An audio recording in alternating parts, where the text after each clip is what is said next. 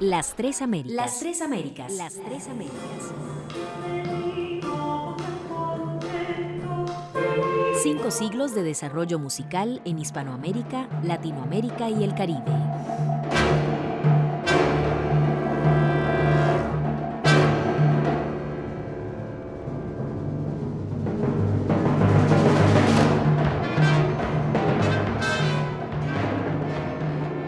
El presente programa está dedicado al género poético de los siglos XVI-XVII, el villancico, que dicho sea de paso, fue el único género poético pensado exclusivamente para ser musicalizado. Este será el tercer programa sobre este género poético y hoy hablaremos sobre los villancicos de remedo, lágrimas y la teatralización de este género. En este viaje nos ayudarán los musicólogos Omar Morales Abril y Carolina Sacristán Ramírez. Según Omar Morales, un villancico de remedo es aquel que representa de forma satírica algún grupo social distinto al hegemónico. Pero, ¿cómo se produce el remedo en estas piezas musicales? Entre tantas cualidades, se resalta la caracterización lingüística por medio del uso de palabras y expresiones extranjeras, tales como François en vez de français, oui en vez de oui, per ma foi en vez de par ma foi. También aparecen las palabras con resonancias extranjeras. Estas pueden tener sentido o no. Por ejemplo, pecadinhos, tumbucutú, zambalá, o uso de expresiones en desuso, arcaicas o vulgarizantes, tales como mesmo, decilde, aiga, naide. O también se utilizan simples deformaciones fonéticas o gramaticales del castellano. Por ejemplo, ciola, indistintamente señor, señora o señores. Sa en vez de está, pluqué en vez de por qué, etc.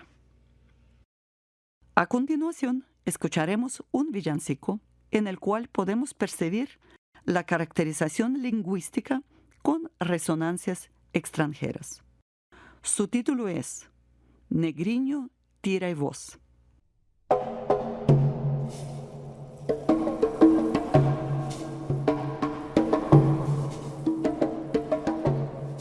Negriño, tirai vos, la que hunde os reyes tres, voto a Deus que é portugués. Uiguiriui, que negrito es, no é, si es.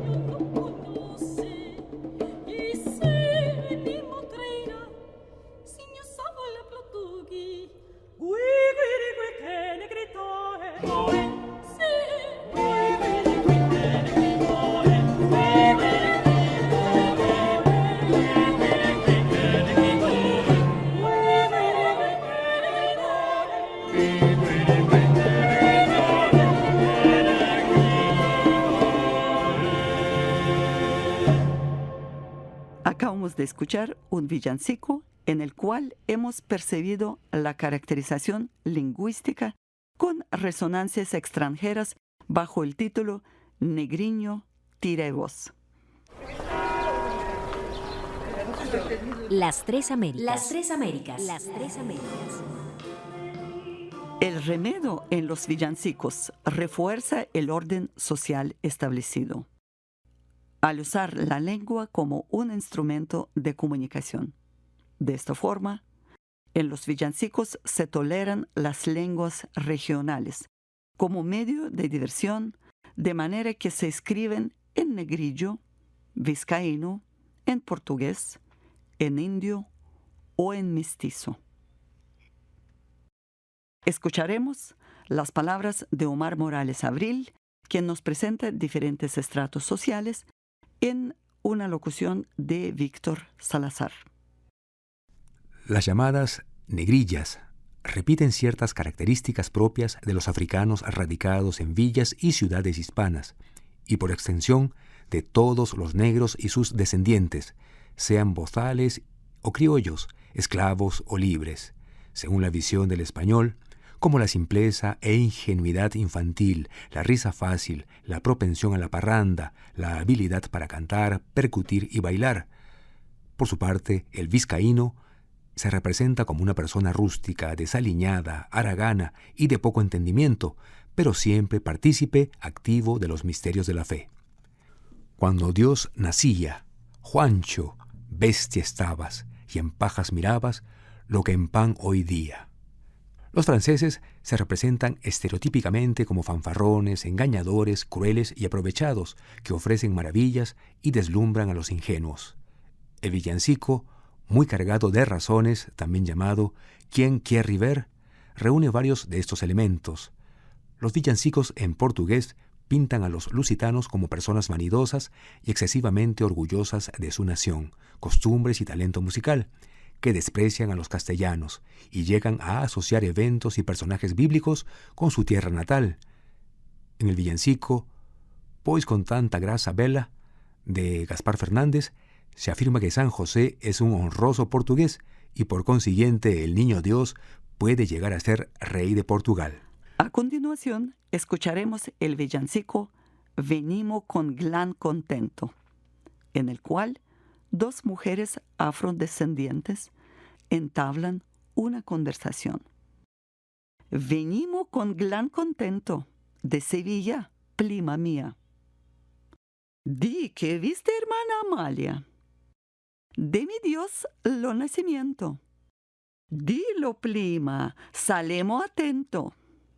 Venimo con gran contento, venimo con gran contento, de Sevilla, prima mía, de Sevilla, prima mía, y que viste, hermana Amalia, de mi Dios solo nacimiento.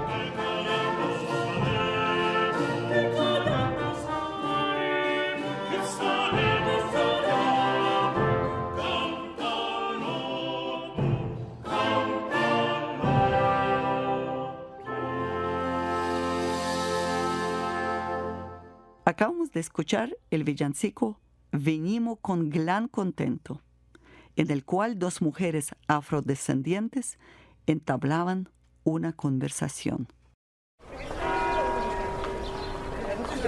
Las Tres Américas. Las Tres Américas. Las Tres Américas.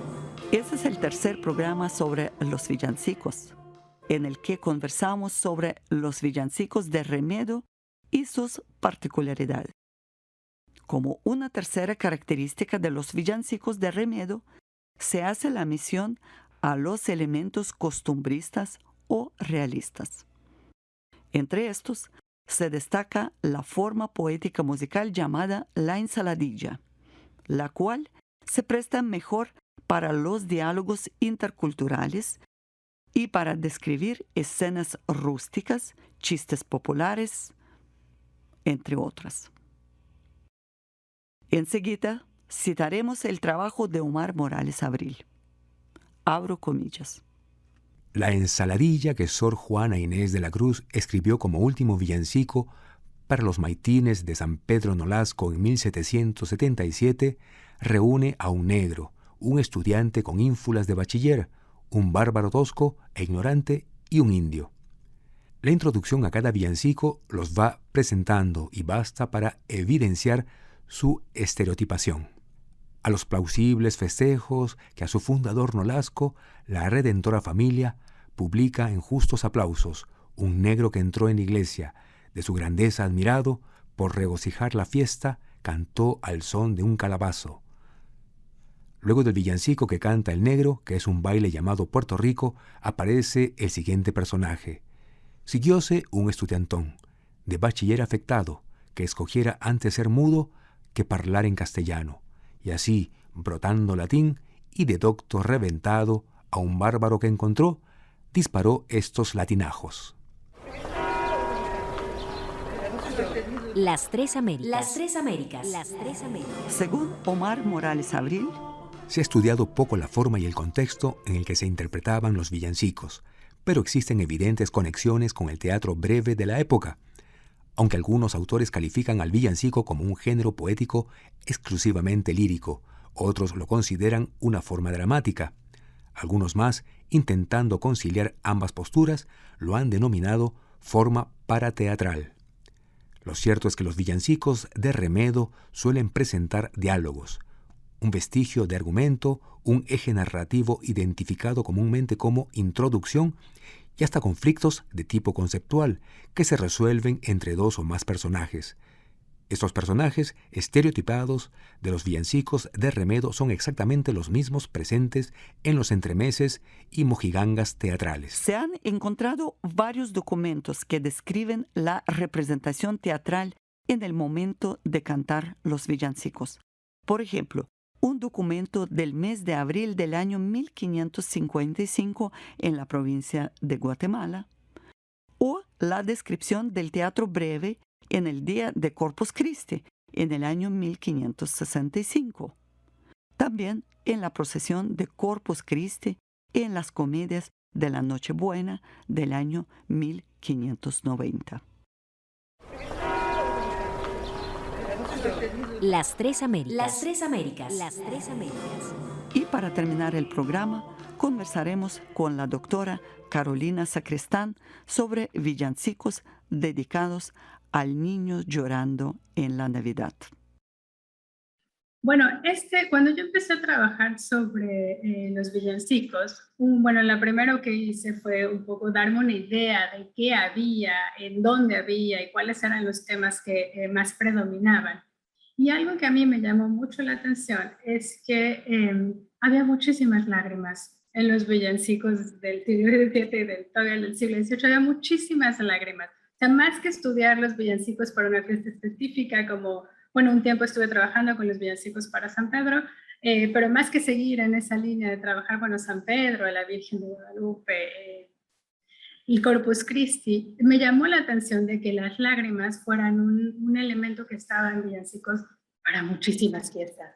O sea, había villancicos en Navidad, había villancicos en Corpus Christi, lágrimas en los villancicos de Navidad, lágrimas en los villancicos de Corpus Christi, en la Asunción, en la Ascensión, por todos lados.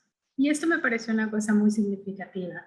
Creo que normalmente los villancicos que más se han estudiado porque son muy llamativos, porque son muy interesantes, son los villancicos que son más bien festivos o que son muy jocosos, ¿no? Estos donde los villancicos de personaje, por ejemplo, por toda esta variedad que ofrecen y por el contraste tan grande que tienen con la liturgia, que es una cuestión mucho más seria, mucho más oficial.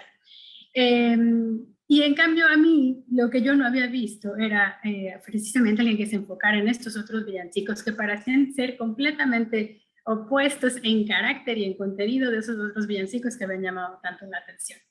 Y entonces, bueno, viendo estos villancicos de lágrimas, me hice unas listas tremendas de todos los villancicos que aparecían con lágrimas, todos iban a mi lista. Y viendo esta lista me di cuenta de que justo donde había una mayor cantidad de lágrimas, pero así un llanto profuso y copioso, eran en los villancicos del nacimiento, los villancicos de la Navidad. Esto también me llamó mucho la atención porque contrasta también con nuestra idea contemporánea de lo que debería ser la Navidad, que es más bien una celebración alegre, es una celebración de gozo, y bueno, en cambio yo veía que sí había eso antes, pero también había un componente tremendamente fuerte de una Navidad que es un evento doloroso, ¿no? Un poco dentro de esta mentalidad de la que yo hablaba antes, en la que el sueño también es algo trágico. Y así fue como empecé a enfocarme sobre todo en estos villancicos. Entonces lo que yo empecé a ver fue que a partir, por ejemplo, de los pliegos impresos, donde salían las letras de los villancicos que se cantaban en determinadas fiestas, bueno, estos villancicos, que son villancicos con temas mucho más tristes, que probablemente tenían un carácter mucho más sobrio, estaban funcionando como una especie de contraste temático y sonoro dentro de los juegos de villancicos, ¿no? Y que, bueno, esto hacía como un componente interesante, porque podríamos entonces pensar en esta interpretación de los villancicos como algo que es mucho más dramático de lo que nosotros hemos visto hasta ahora, porque había de todo, ¿no? Había cosas ligeras, había cosas trágicas, había cosas de risa, había era un espectáculo completo. Entonces, bueno, fue así, empecé a tratar de buscar algunas relaciones directas con la imagen, pero es muy difícil la representación de las lágrimas a través de la pintura. Sí las hay, pero no son demasiadas representaciones, y alguna imagen del niño Jesús llorando en pintura no la hay, en escultura sí, pero de alguna manera ahí no encontraba la manera de compaginar bien estos villancicos con esas otras imágenes. Es algo que tengo pendiente. Pero me di cuenta de que sí había algo que se podía hacer, y que era contrastarlo con los sermones, porque justo cuando estuve trabajando con los villancicos para San Pedro también llora mucho, hay lágrimas en San Pedro, veía que los sermones tenían una parte muy importante en esta idea de transmitir lo que significaban las lágrimas. Y entonces, buscando este significado de las lágrimas, llegué a los sermones de Navidad, y entonces me di cuenta de que ahí era posible hacer como una relación. O sea, pensando en esta literatura, digamos, que de algún modo estaba circulando, que también era oratoria, esta manera de enseñar a los devotos de aquel entonces qué significaban las lágrimas, que era el papel del sermón. Bueno, también teníamos unos villancicos que eran una contraparte, que estaban haciendo una especie de dramatización de lo que tenía que entender sobre las lágrimas un devoto en específico, ¿no? Esta es igual una de las hipótesis de las ideas que yo manejo. Entonces, este artículo que se llama, creo que es Las lágrimas en Navidad, habla sobre este papel del sermón como algo didáctico, como algo que enseña, pero también habla de estos villancicos de lágrimas que nos están mostrando una visión muy idealizada de lo que debió haber sido alguien que entendía el valor de las lágrimas. Bueno, creo que esto es muy interesante porque es una vía de entrada a eso que los historiadores ahora llaman historia de las emociones, que es una línea que va muy de la mano con la historia de los sentidos, y que de alguna manera lo que está tratando de hacer es explorar esta vida interior de la gente que vivió en esa época, y de la que no tenemos más registros que estos vestigios que están aquí, ¿no? Que son los villancicos, pero que también pueden ser los devocionarios, por ejemplo. A continuación, escucharemos un villancico de lágrimas.